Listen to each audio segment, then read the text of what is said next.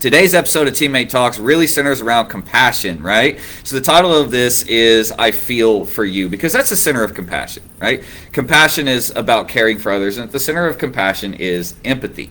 There are a lot of people out there that believe that empathy is something that you either have or you don't have, or that you're born with. In my life experience, I completely disagree with that assessment. I believe that empathy is something that can be learned and it's something that can be taught. And I think, unfortunately, the people who learn to be empathetic the most are people who have been abused, people who have been traumatized by people for long periods of time. I mean, people that came up in abusive households, people that came up with harassment, people that came up with heavy bullying and things like that. The ones that are really hurting as adults are the ones that tend to be the most empathetic.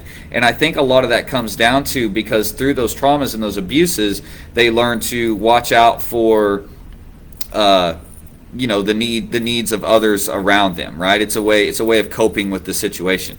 And honestly, though, without the trauma and without the abuse, I believe it is something that can be learned. I think it can be learned simply with the old adage of put yourself in another person's shoes. But this is something that most people think they can do, but they can't. They think they can do it, but they can't. All they can imagine is if they had themselves with their own experiences and their own thoughts put into a position that another person is in. But that's not putting yourself in someone else's shoes. What is putting yourself in someone else's shoes is imagining that you are them with their knowledge, with their experiences, with their past, and then imagining what the current situation would be like. And it's really not all that hard if you have an experience in your past that you can draw off of. Now, here's why I feel like most of the times you find the most empathetic people are the most people who are hurting the most, the people who have been hurt the most. And a lot of that, like I say, is I think really kind of boils down to they know what it's like to hurt in several different ways. They know what it's like to be put in pain in several different ways. They know what it's like to go through a lot of really hard things, and so they have very similar experiences to draw off of, that sometimes they can talk and make it seem like they've been through exactly the thing you're going through and they know exactly how it feels, because a lot of times they do, right? So this is what I mean, but I believe empathy is something that can be learned. I think it's something that you can train yourself to do and teach, because they say it's actually feeling the emotion of others, right? And there's some people that believe that that's just a gift or a talent. I don't think so. I think this is something you can train yourself to do by fully understanding the experiences of others, to the point that when you see someone going through something like that, the feelings that you know are associated with that experience well up inside of you as well, and you get that vibe off of them, and then you start feeling that as well. And I believe that's something that can actually be trained, empathy, and that is the biggest part of compassion, right? And I think a lot of the reason that people can't do it is because they get stuck in a way. They get stuck in one way. They get stuck in their life. They get stuck in their way. And so they look at someone else. They say, I'm going to put myself in this other person's shoes. But they're looking at that position from their way, from their experience, from their idea of it, rather than the person they're trying to see through the eyes of. And that's not the same thing. It's not the same thing at all. So I think one of the biggest holdbacks of compassion is the inability to see anything from any other point of view but your own, right? So empathy, like I say, I think it really starts with learning to be able to think about and entertain worldviews that aren't your own. Think about and entertain, what if my entire life went like this? What if my entire life had went differently? What if I had lived this person's life and then found myself in this position? That's a more thorough way to get an idea of putting yourself in someone else's shoes. It really comes down to the empathy. But you can't do that if you're stuck in always looking at things from your worldview, from your set of opinions, right? And this is the big thing. We get stuck in our own opinions, and a lot of people get stuck in their own opinions and start thinking that the rest of the world should have the same opinion, right? And when they realize the rest of the world doesn't have the same opinion, then they have a hard time putting themselves in someone else's shoes, because they think of that person as stupid. They think of that person as ridiculous because that person sees it differently. Not because that person is stupid, but because that person sees it differently, right? And then it becomes impossible to put yourself in their shoes because you're unwilling to put yourself in the position of, what if my opinion was different? What if I believed the same way they believed? Then how would I feel about this? You know what I mean? What if I believed in protecting the environment as much as that person believes in protecting the environment? Then how would I feel about this situation? That's going to be entirely different than if I have an opinion of the environment doesn't matter, and then I try to put myself in someone else's shoes to see why it would matter to them. Of course I'm not going to be able to see, because I'm not willing to see it from the other person's worldview. And this is the biggest hold off on empathy and compassion, is learning how to break through that barrier of being able to actually entertain mindsets and points of view of things that are anti whatever your opinion might be. The ability to put aside your opinions and actually imagine what it would be like to believe something differently. This is the key to empathy. What would it be like to believe something differently? What would it be like? What would my life feel like if I believed something differently and then saw this happen, right? You see everybody kind of freak out during 2020 COVID and all of that, and a lot of people were very aggressive during that time. There was a lot of people who had a big lack of empathy for the other side, or whatever the case was. And a lot of that really come down to the inability to see what it's like to care, right? You had some that didn't care, you had some that cared a lot. The ones that didn't care had a very tough time putting themselves in the mind of the person that did care, because they don't care and they're not willing to set aside the opinion and imagine what it would be like to be one who cared more.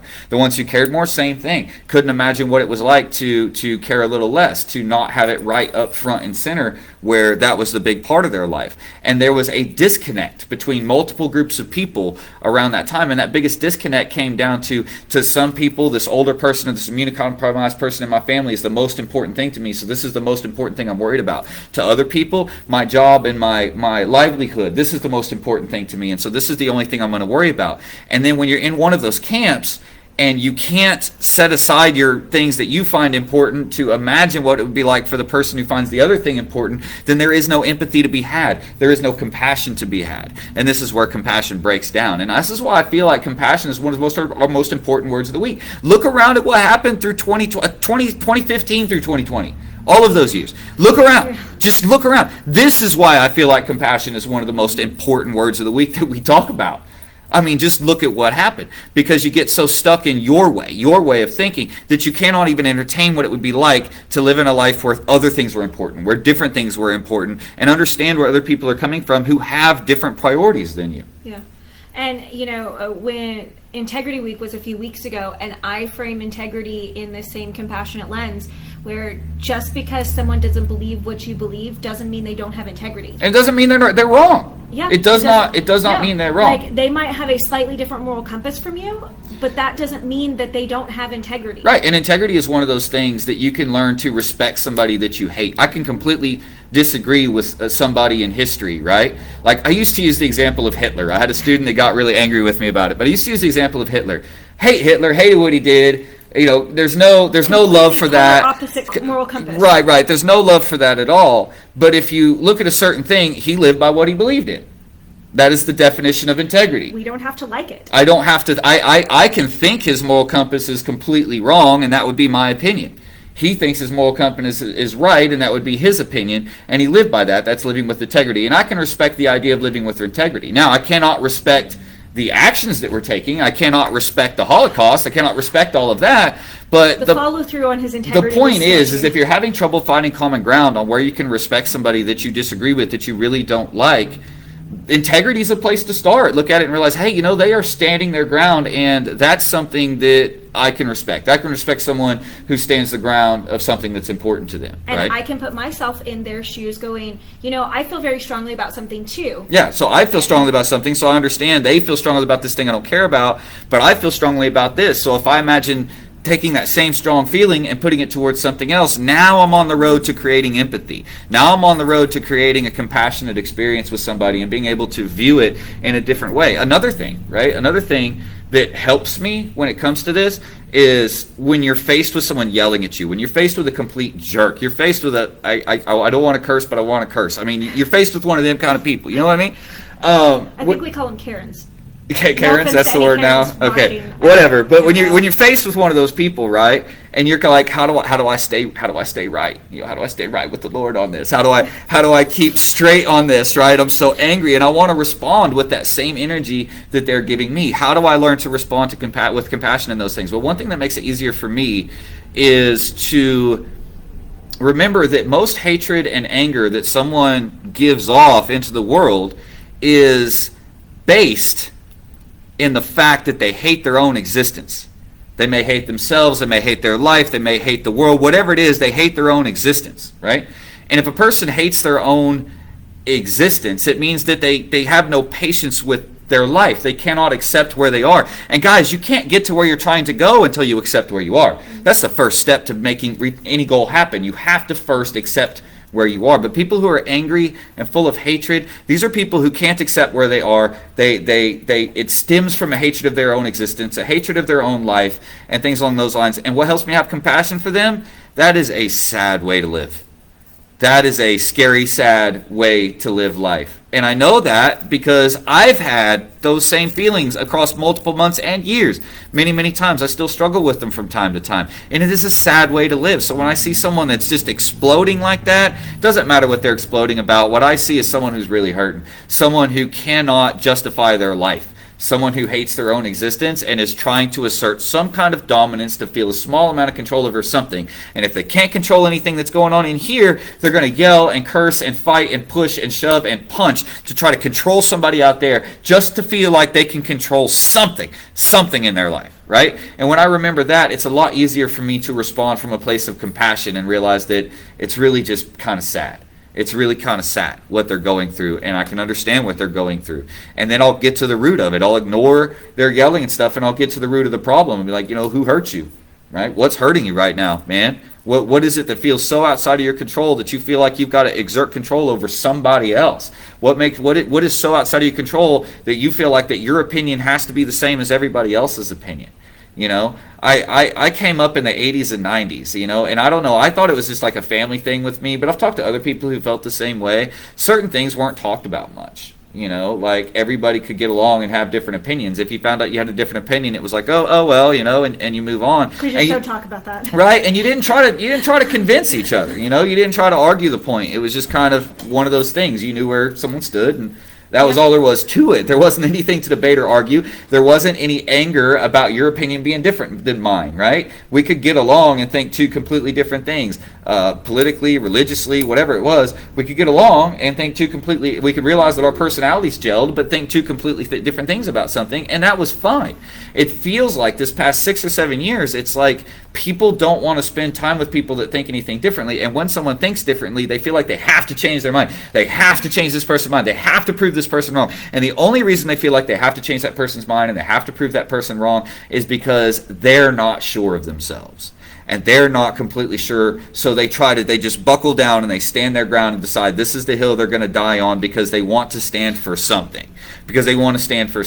And they're not being very discerning over the hill they choose. They're not being very discerning of what ground they're willing to die on there. You know what I mean? And some people pick some, like what I would consider ridiculous ground to die on. Yeah, ridiculous ground to stand. Crosses to bear. Yeah, but that's all good. That's all good. That's part of life, and that's part of how we come across. I got nothing against somebody like that. The only thing I have something against is people that spew hatred on other people just because they have a different set of priorities, because their life is different, because their experiences are different, right? Like, I'm a business owner, right? So I was really upset when the virus stuff hit because I need to make a livelihood out of this. That was very important to me. But I also have elderly people in my life who were having some health issues already, and I was very, very concerned for them. So I found myself split in the middle of caring about both things, where I wanted to reopen my business, but I wanted everybody to stay safe. Whereas there was a lot of, people that are just about reopening and forget about the virus, and other people who are like, we need to completely shut down and worry about the virus. Guys, there's got to have middle ground. But nobody was willing to look at the middle ground. Not nobody. There were people like me out there, tons of people like me, who were like, well, I do need to make sure that we take care of everybody, and I definitely want to take care of my family, and especially the elder people in my family. So we're going to mask up. We're going to try to quarantine. We're going to do our best to not be in public as much as possible. Same time, my business is my livelihood. So the second I'm able to open back up, I'm going to open back up. I'm going to recommend masks, but we didn't require them because I'm not trying to tell nobody what to do, right? I wore one for a long time teaching classes at first. I was the only person in here wearing one. I tried, and I couldn't do it. Yeah, well, I did couldn't it. do I did it for a long time, You're you a know. better man than me. But I kind of stopped after a while and thought, okay, well, I'm not going to be around those elder family members, so it's okay. But then when I wanted to go visit them, I put myself aside for 2 weeks, and I said, okay, I'm going to go visit my dad, so I'm going to make sure I'm not around anybody for 2 weeks before I go, you know. So there was a middle ground, right? And so that was a weird thing, standing there where I could see both sides of the aisle, but I could see both sides of the aisle fighting each other, and nobody able to like realize that the real reality happens in the middle ground. There is no fully one way or fully another, right? So, you know, it comes down to empathy and compassion. If we can learn to process things with compassion again, which starts with empathy, which starts with putting ourselves in another person's shoes, which starts with realizing that my priorities don't have to be theirs. A lot of people say, I am putting myself in their shoes. I am thinking about, I'm in the same situation they are. No, not if you're thinking about how your priorities are one thing, but not considering that that person's priorities are different. That person has a different set of priorities right now because their situation is different. Their experience is different. And if you can't put aside your priorities and your biases in order to kind of see what it would be like to look through the priorities and biases of another person, then how are you ever going to find that place of empathy and compassion, right? Oh, yeah, no, the party, no, we haven't done the mask thing in a while. We're all vaccinated. Yeah, and Caitlin, you and your mom are both vaccinated, and so I think you and Jackson are going to be fine. Yeah, no, we haven't been doing that sort of thing since early this year. I think early this year we kind of stopped. Well, there was an exposure in their family. Oh, was there? And so she was asking if. Oh, I didn't know the story. I'm sorry, I didn't know what was happening. If no symptoms and wear a mask, but exposed. Oh, I missed the butt exposed part. Yeah, if no symptoms and stuff, and you guys are vaccinated, you know, I don't see a problem with it. And wearing masks. Right? Yeah, I don't see a problem with it. So.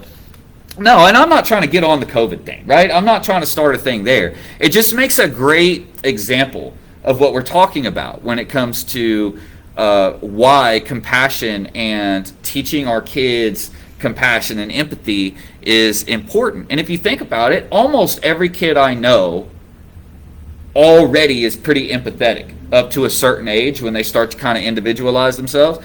But most of the kids I've ever worked with, even the angry ones who are a little bit bully-like, are actually really empathetic when you get down to it. Now, the bully-like ones probably, you know, a little less so, but that's because they get to hurting so bad about something else that, like I said before, about you adults do it too, get to hurting so bad about something else, maybe abuse at home, maybe bullying at school, something along those lines, and they get so angry that they lash out because they can't control their own life, so they want to try to control somebody else's, right? So there's occasionally that we deal with kids, but most of the kids that we deal with are naturally pretty empathetic, can naturally look at someone else, some other kid, and look at their situation and what's going on and completely understand, you know. Mm-hmm. I'd like to tell you how many from even our most talented and skilled kids, right, with like the most amazing techniques, will look at another kid their age who's struggling with a basic technique, and there's no ego there. It's simply an empathy. Hey man, I know how it feels to struggle with a technique. I'm struggling with this way more complicated thing, but I understand what it's like to struggle. And they bond friendships over this person struggling to do a front kick while this person's struggling to do a 360. Two completely different techniques, two completely different skill levels, but these kids understand naturally that the difficulty I'm having on this 360 is no different than the difficulty this other kid's having on a front kick, and they bond over it, right? That's empathy. And I think too that kids use their imagination so much more. And that's another key to empathy is, that's what I'm saying. It's all about using your imagination. But in using your imagination properly, you have to put aside your own opinions, your own beliefs, and your own biases, and try to see what it'd be like to adopt the other person's priorities, opinions, and biases and beliefs to see what they actually would feel like under that circumstance. You can't just be like, well, that's not how I would feel, or that's not how I would react in this situation. You have to ask yourself, like, okay, if I had this happen in my past, if this was a priority for me, if I was beaten as a child or whatever, then how would I feel about that situation that person is in? I might feel different. And until you do those imaginative mental explorations, guys, I get lost in my head all the time. This is what my ADHD does. This is how my ADHD represents itself. My brain, if I'm not working on something else, is constantly imagining different ways that things could go, different perspectives, different ways my life could go, different ways other people's lives can go, different opinions I would have if my life went different, different beliefs I would have if my life went different things if different experiences went different, what would happen if the future, if these 1,000 things happen. This is what my brain does. It doesn't shut off. It does this all the time, right? So this is one of those things that I completely understand, and this is where compassion came naturally for me, because I'm always imagining myself as somebody else. It's not just about imagining yourself in someone else's shoes, it's about imagining yourself as somebody else. What if I was that person? How would I feel, right? And then when I can latch on to some kind of experience, and this is why I said at the beginning of the video that people who have been abused, people who have been through the most traumas are often the most compassionate and empathetic people, because they understand the worst feelings a person can possibly have. They understand holding those terrible feelings for weeks and months and years on end. So when they see somebody else going through something, they know how bad that feeling is, and it's easy for them to latch onto an experience of their own and be like, I know what that feeling feels like. Oh, now I feel bad in the same way they feel bad because I feel bad that they're going through it and they feel bad like that. That's empathy. That's where compassion is born. That's where caring for others is born. And guys, we are, I don't know if you guys realize this, but like, go back in human history, we are a group culture, a group society. We are a tribal and group society. Creatures. Tribal creatures. Now, in the earlier days, it was smaller tribes because that was necessary for survival. These days, the whole of humanity is one large tribe. I mean, you could split it into countries and states and football teams and whatever else. But our whole country, or our whole world, is really just kind of blended together with internet and with technology. And it's all one tribe now. And yet so many of us look at our family and we can see them with compassion, but we look at everybody else as if they're the enemy, as if they're the other tribe, as if they're the other thing, just because they believe different or think different. But we actually do what? Outsiders. As outsiders, that's right. But actually, we're all part of the same tribe, and that compassion is what, that empathy is what helps keep a tribe alive, right? In the old days, the compassion, you had to care for each other, you had to look out for each other, you had to do all that, like long time ago. Well, it's no different now. The tribe is just bigger, right? And for some reason, you know, it used to be us against the world, humans against the world, and nowadays it's like we just create this us against us situation, right? Where it's this martial arts school against that martial arts school. It's this political group against that political group. And in all reality, we're still all part of the same tribe. It's really kind of amazing we're all alive. Right, but instead of continuing to work with each other to grow, we have this tendency to break off into different camps and then label others as outsiders. It's like humans have this natural need to have predators, and if it's not the wolves and the bears, then we have to make out someone who believes something different to be our predator, right? And that's ridiculous. That's not how you're going to have peace in your life. You want peace in your life? Strive for a goal that's worth achieving, that brings everybody together, and quit worrying about the need to have an enemy, the need to have somebody to blame everything on. I tell you what, you know the most freeing thing you can do in your life? Hold yourself accountable for everything. It's the most freeing thing you can do in your life. If you believe everything is your fault, there can be depression involved with that. I'm not saying that, but what I'm saying is it's also very freeing, because if you start to believe that everything that you feel is your own fault, your anger towards someone else's opinion, your anger towards politics, your anger towards whatever, your hatred, your sadness, if you start to believe that your emotions, yes, qualify that with emotions. Okay, that your emotions are your fault, then it puts the power in your hands. It makes you realize, okay, if it is my fault, then what can I do different to not feel that way? What can I do different? What can I act differently like? What can I do different? What decisions can I make to make a change? And instead of going, they made me feel that way, starting to go, well, it's my fault I feel that way. I hated what they did. I don't like what they did. I don't like their behavior, but it's my fault I feel that way. How can I change that I feel that way? That, taking accountability to that level, is the most freeing thing you can do. And what it does is it stops you looking for enemies. It stops you going, they're my enemy, they're against me, they see something different, they have to go, they always make me feel that way, they always make me feel. It completely eliminates any competition between you and other humans. When you decide to take accountability for your feelings and your actions, then you stop looking for the groups to blame. You stop looking to blame everybody else for why the world is the way it is, and you start looking for, how can I make the world better? Period. Without trying to change anybody, just accepting the world as it is, and how can I do my piece? And then you stop being in competition with other groups. You stop being in competition with other tribes. The only person you're in competition with then is the you of the past. That becomes your only competition. And the goal of, instead of winning an argument, winning a fight, winning a whatever, the goal now becomes building something, right? And that requires getting more people together. And this is where I look for leaders, right? Leaders to me are the people who bring people together, the people who see the middle ground, the people who don't stick their mind completely stuck to one opinion or another, or one thing or another, but those who can see the whole spectrum, and can find places where people can meet. That's what I look for in leaders. That's where leadership comes from.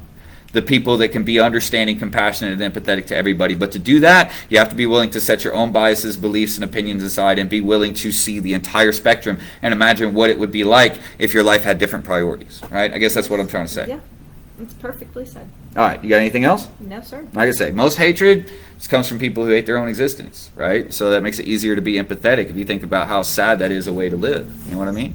So no, Caitlin, I wouldn't worry about it. I'd be happy to have you guys out. Doug, glad to have you. I don't know if you made it through the whole video, but thank you for coming on here and commenting. And remember, guys, anytime you see our stuff, make sure you hit us with a like, comment, or share so that other people get to see it. Comments especially. Comments are the big ones. And check out our podcast, Teammate Talks, by searching Teammate Talks wherever you get your podcast. We did an episode a couple of weeks ago about discipline. I believe it wasn't Stuck in a Rut, was it? I think that was a couple weeks ago. We did one last There was week one as that was well. really good, though. Really, really good. It wasn't I feel like Stuck in a they're Rut. all really good. No, there was one a couple of weeks ago that was really, really good. It was about discipline. But anyway, go back and check out some of our past episodes. We now have over 100 subscribers, looking to build that to 200. Till we see you guys again, be the best teammate you can be, and be the best at being you.